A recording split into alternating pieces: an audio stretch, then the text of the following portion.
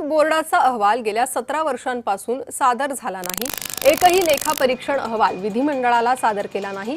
कायद्याचं वक्फ बोर्डाकडून उल्लंघन झालंय। कोणत्याही बोर्डाचा कारभार तपासण्याचा अधिकार विधिमंडळाला आहे। आमदार प्रवीण दरेकर यांनी हा हल्लाबोल केलाय।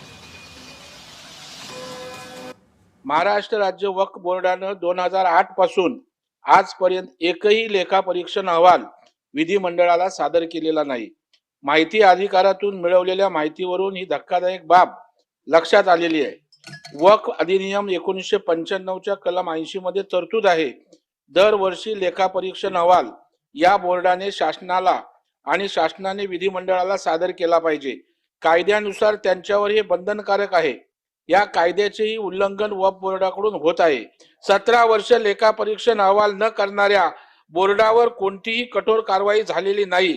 सभापती महोदय, माझी आपल्याला विनंती आहे, आजच्या आज बोर्डावर कारवाई करण्यासंदर्भातील निवेदन शासनाला करण्याचे आपण निर्देश द्यावे अशी माझी विनंती आहे।